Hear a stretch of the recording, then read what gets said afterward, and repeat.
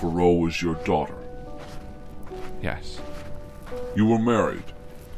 I was young, and with someone, yes. She... Faro's mother. She passed away when Faro arrived. Oh.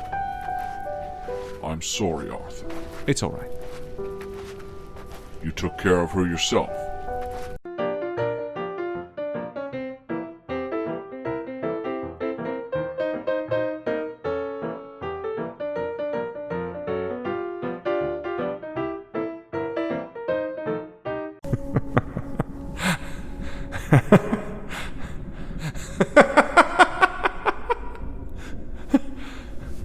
That's what you want.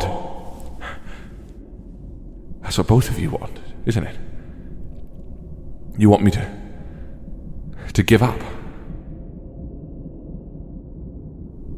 You want me to throw in the towel and call it quits so you can fight over the scraps of me like fucking dogs. Well, I have news for you, for both of you. I don't give up. I didn't fucking give up when the woman I loved died. And I didn't punch my ticket when I held my only daughter's lifeless body in my arms. And I am sure as shit strong enough to push through everything you throw at me. So bring it on, you spineless fucks! I am gonna go down swinging. Every fucking time.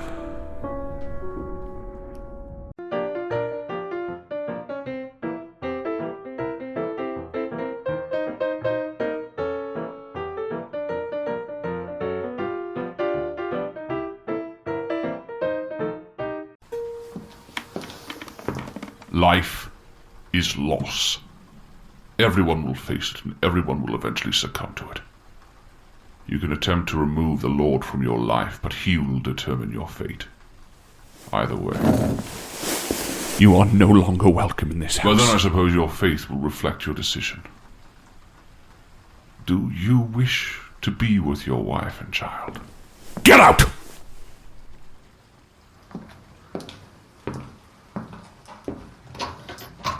Guilt is a companion of death, Arthur.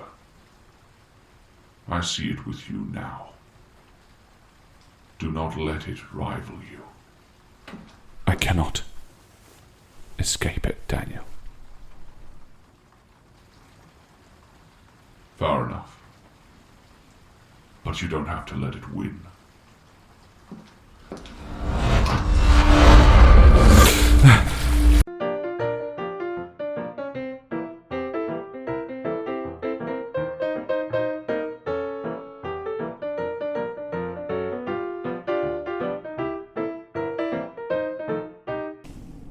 I checked. I watched your life unfold, Artie. I went back to see. I watched you grow. You graduate. You fall in love. Or let's call it like. I watched your parents kill themselves. I watched your wife die. Your child drowned. Boy, you had a lot of death around you. And I still don't see what the big deal is.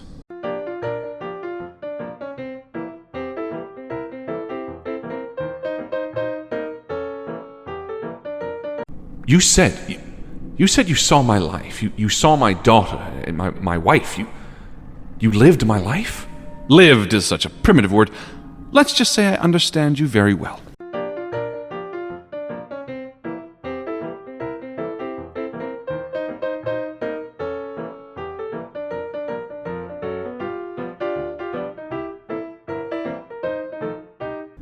For now. So here. A dagger has appeared in his hands. Thank you, narrator. Take this. It's very pretty. Trust me. And use it when the time is right. Daniel told you. Daniel? Who's Daniel? You think I'll know when the time is right? Yes, probably. I don't know. Look, I often wish I had two voices in my head instead of 7 million, but when all is said and done, you can always flip a coin. 2 heads and all that. What does that mean? It's a joke. You'll get it later. Anyway, keep the dagger along with your bag of goodies. Shame you lost Frank's picture frame.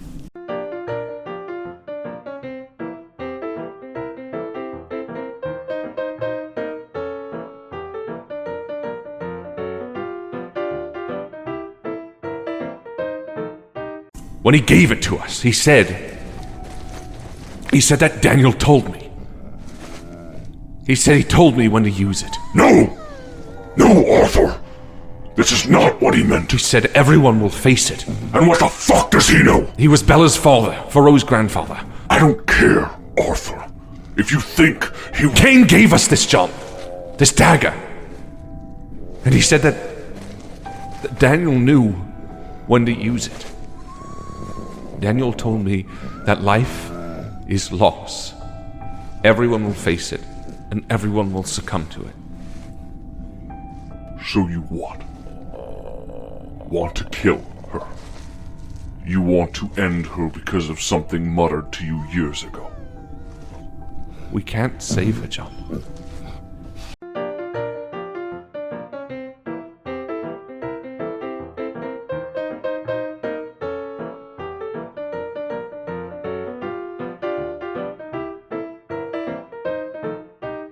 Denim.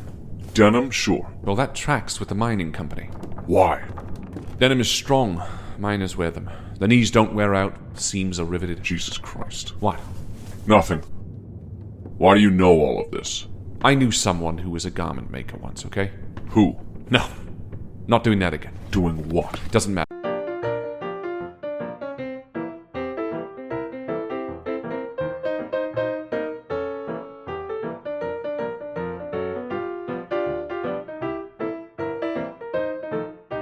I didn't give up.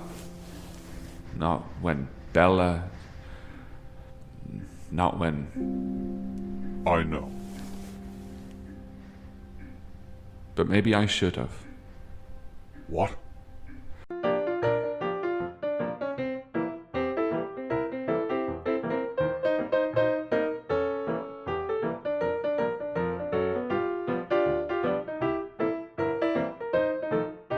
I don't know much about mines. More about miners' clothing. What? Why? Nothing. Faro's mother was a seamstress, and it doesn't matter. Let's investigate. Okay.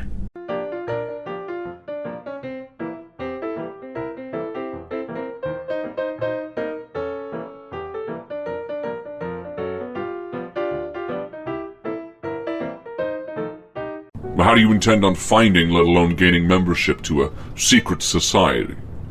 Well, I know a member of the Freemasons. Really? Yes, well, knew. Faro's mother, Bella. Well, her father was a Freemason. Your father-in-law? In a way, I suppose, though not technically. Daniel.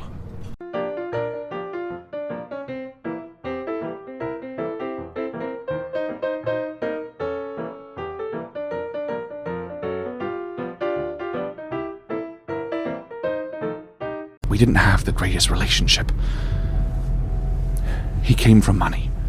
He and his parents also immigrated here to the United States.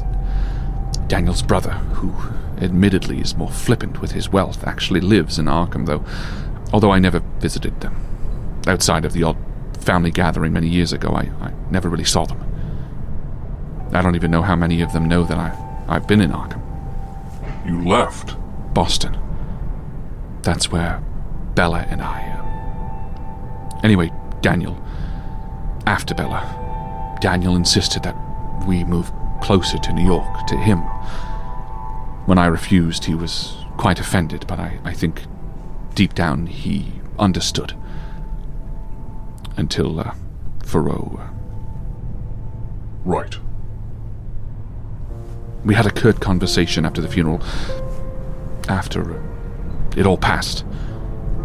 What about? He's a heavily religious man. Heavily. He's involved with the church in some way. A deacon or something, I can't recall exactly, but he views everything through the lens of his beliefs, which obviously I don't. Anyway, after that conversation, I left Boston. I left all of it behind. And you're convinced he'll help us? No. But he doesn't have to. No? No. Freemasons are an organization, sometimes paternal. I believe they hold a signet ring.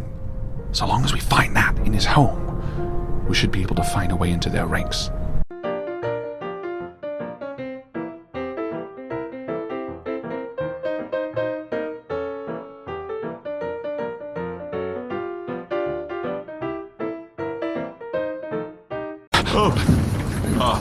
Percival? Did I hear correctly that you killed your wife? What? No. No.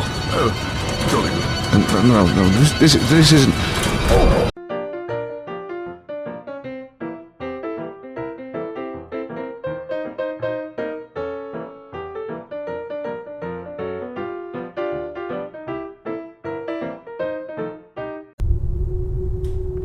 The letter is still here. What letter? To A. To Anna. Dear A, why did you kill me? You led him straight to me. I was safe in Harper's Hill, and yet you told him. You told him about me. For years I had run and hid, and in a moment all that was gone. All that was shattered because of you, because of what you did. How could you do this, A?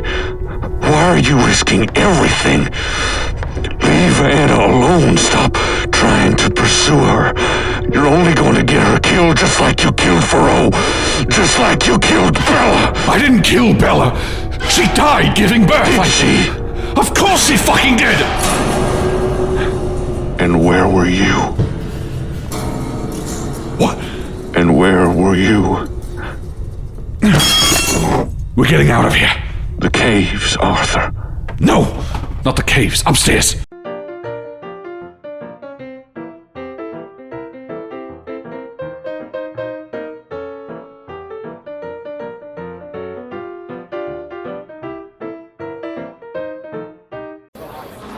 James. Okay, hold on. What exactly are you saying?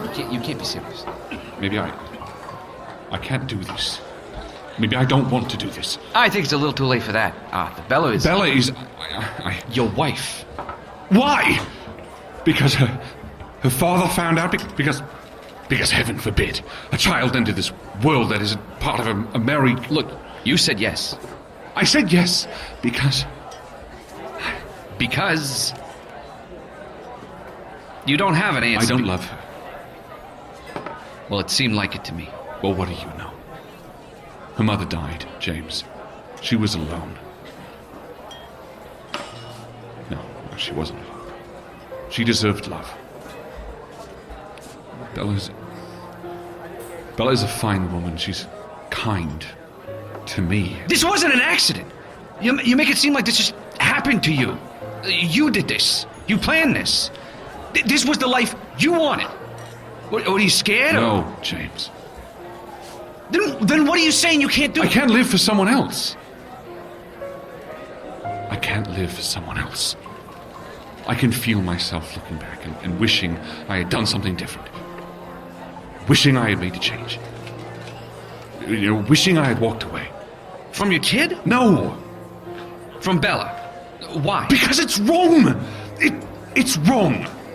I know it is. I know that it's right for her. Her father, their family, you. Hey, look, I'm just... I get it. I get what it looks like. But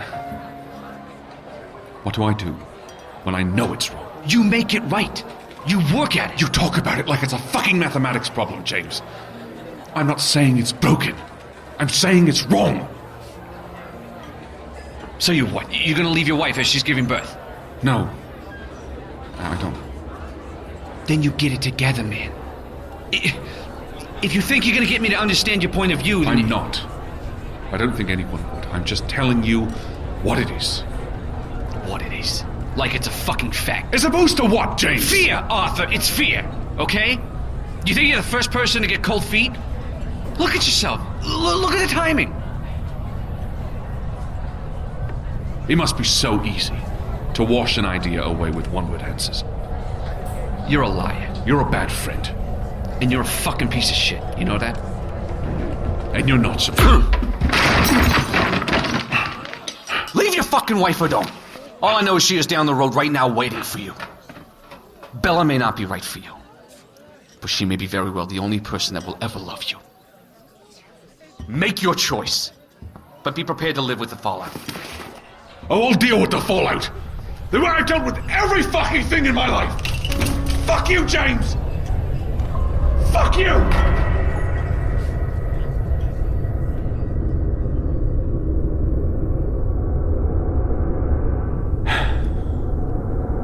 By the time I got to the hospital, Bella was dead.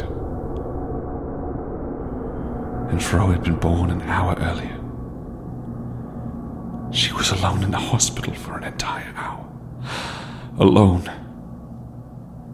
Without a single person in the world that knew she existed. Who loved her. You were going to leave your wife as she gave birth. Or just after, I suppose. You really make it easy to hate you. The irony of how much that's true. And how much I hate myself. So you lucked out then, with Bella dying. You could say that. You could think it.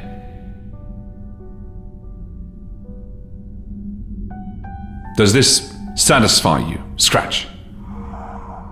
Such selfishness. Such utter disregard for someone who bettered your life, whom you loved. That's not why I didn't want to come in here. No. It was the hour, Scratch. The hour I hadn't known about Fro. That I sat here, getting drunk. It was the hour I wasted. The hour my daughter sat alone in her crib. That's the shame I feel reliving this moment. Your wife. I'm not trying to defend my selfishness. I'm not saying anyone, James, yourself, my own inner voice, need to feel that I handled this well. What I'm saying is that being with Bella was wrong. There's no other way to view it. Is there, Wally? Leaving her on the day she died. But did being with her feel wrong? Of course. Even my own self-loathing knows it, Scratch. This isn't about me being innocent. I've made my mistakes. I have been and can be and continue to be selfish, arrogant, a failure, but this moment... Those traits aside, I saw in my heart what was wrong. I just picked a terrible time to see it. Still, you and I are quite the pair. Two peas, one would say. Both sacrificed our daughters for our passions. You'd like to think that. You for your art.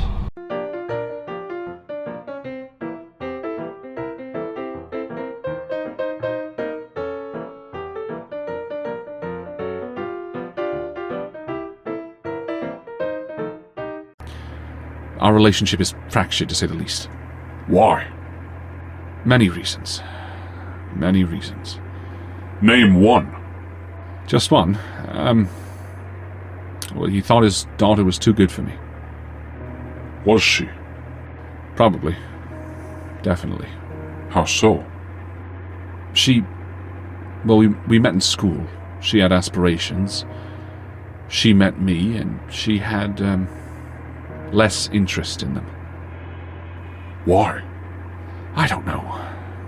She started sewing, became a seamstress after we had gotten together, and I think her father thought that I brought her down to that I somehow extinguished the passion she had for higher education and a more noble pursuit. Did you? Not purposefully. I don't know. I don't think so. So why are you so nervous to speak with him? Because I am a bad son-in-law, in every sense of the word, and in every way I failed him. I lost him his daughter, his grandchild, his life, and possibly a great deal of his purpose in this world. Are those his words or yours? Mine. Well.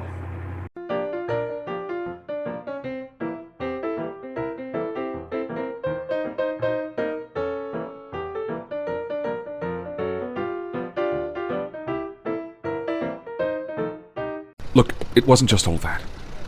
It wasn't just that I was a bad son-in-law. I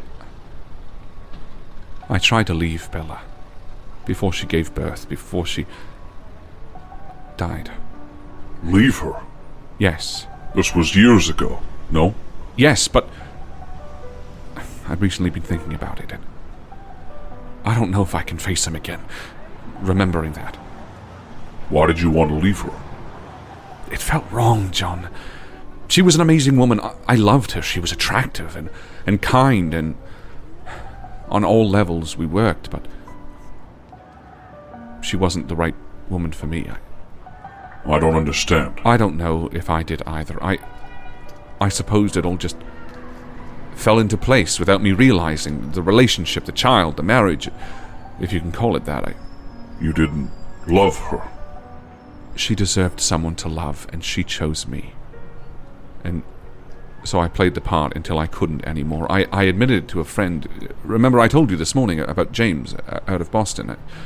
When I woke up from my nightmare this morning, it was all... Yes, of course. Okay. Yes, you remember. I just... He was the one who tried to talk some sense into me. Are you going to tell Daniel this? No. God, no. Why? He would hate me, and with good reason to. I don't know much about your relationships, especially of this nature. But you told me this morning that guilt needs to be let go. That it'll weigh you down otherwise. Yes, It but... will drown you. You're right, of course. You're right. It's the past, Arthur. Okay. It'll be fine. Right.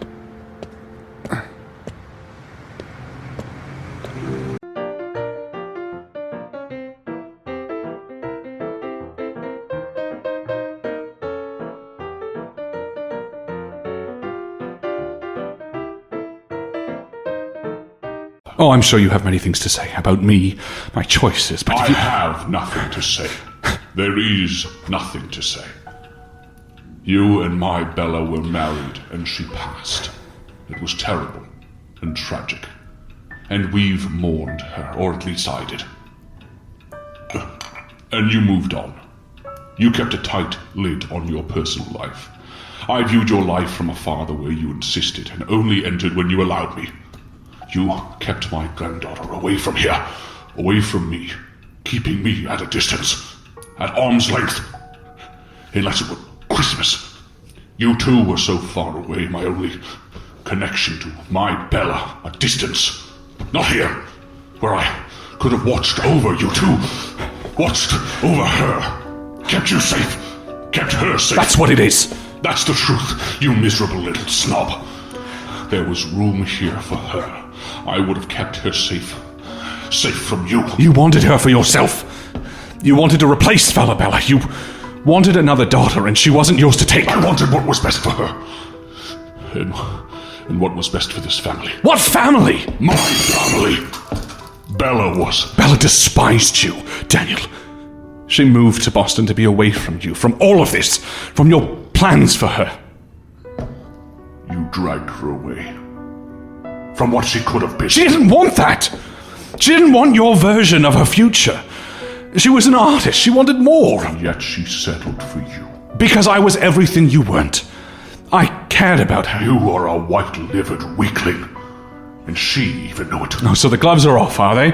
Perhaps it's time you knew what she really thought about you. What the hell is that supposed to mean? You are no prize, Arthur Lester.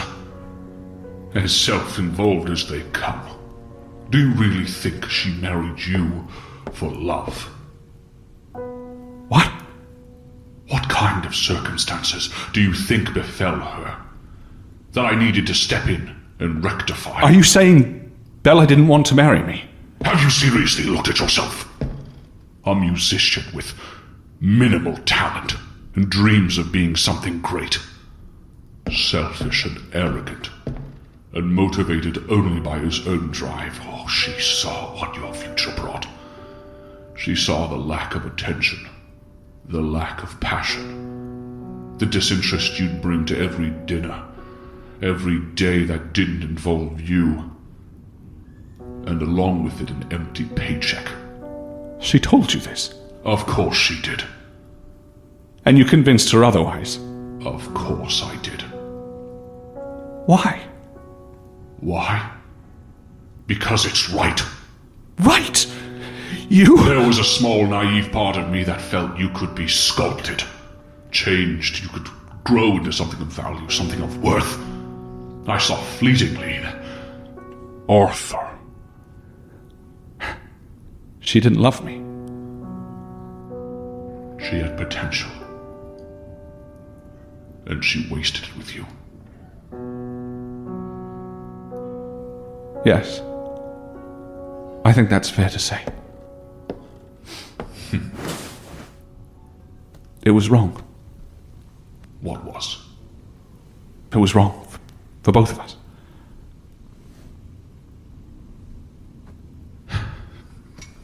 I never intended for you to. That's been weighing on me. Yes, I can imagine. She told you this? When she came to me, after she found out about the pregnancy, even though she despised me, She wanted different things. I think. I thought. She talked a lot about you raising her. The strict nature, the God being the focal point. God is not... Yes, but that wasn't Bella, Daniel. Have you not had long enough to see? I think of her often. Far too often. I could have done more when she was younger. I lost a part of me when her mother passed. She was so young. I became angry. God made that easier, made that pain bearable, but I see now that putting that onto her... She talked a lot about how you were before her mother passed. Yes. I remember it well. It's difficult. I know I have the capability for that. Innocent, pure joy. I remember fondly being her world when she was little. Yet perhaps in my age, in my years, I can't quite grasp it again. She said you were a very different man after. We're all different. Before death pays a visit. Why didn't you attend her funeral? I couldn't. I just couldn't. It broke my heart. I know you and I were never close. I know we've had our differences. But in my ignorance, I had hoped her passing could have brought me something I had not thought possible. What? A son. I'm sorry for that, Daniel. I suppose in my anger and frustration and sadness, I also missed the chance at having a father. I thought if I could keep Thoreau here, keep you both here, maybe a part of me could come back. That part Bella remembered so fondly. The part I did too. That wasn't your decision to make. And yet you failed. You failed Bella. You failed me. And you failed Thoreau. Yes. Yes, I did. But life is loss. You did listen. Sometimes. So she really didn't want to marry me? No. And I know the same is true for you. Arthur. What on earth has happened to you?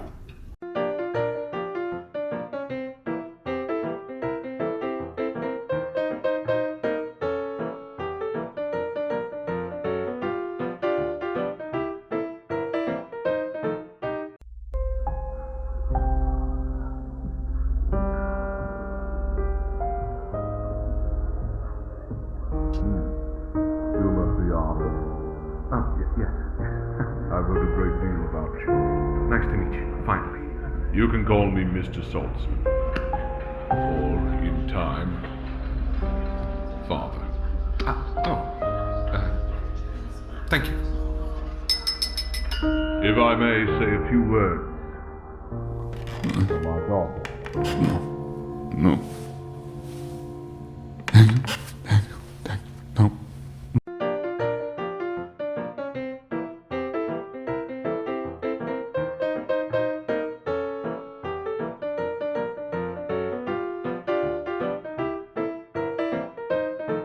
I'm so sorry, Daniel. It's all right. No, listen. I am. What? I'm sorry I gave up. I'm sorry I didn't try harder. I'm sorry that we both lost out on something. I let my guilt over Bella taint what you offered me. I don't know how, but I know I can't get back there. It's not the same now, and it never will be, but even though we're broken men, I want you to know I'm sorry. Yes, well, you know, I'm not, I know I can be, I'm sorry too. The Butcher Arthur. Right. Daniel, he's coming for you. Who?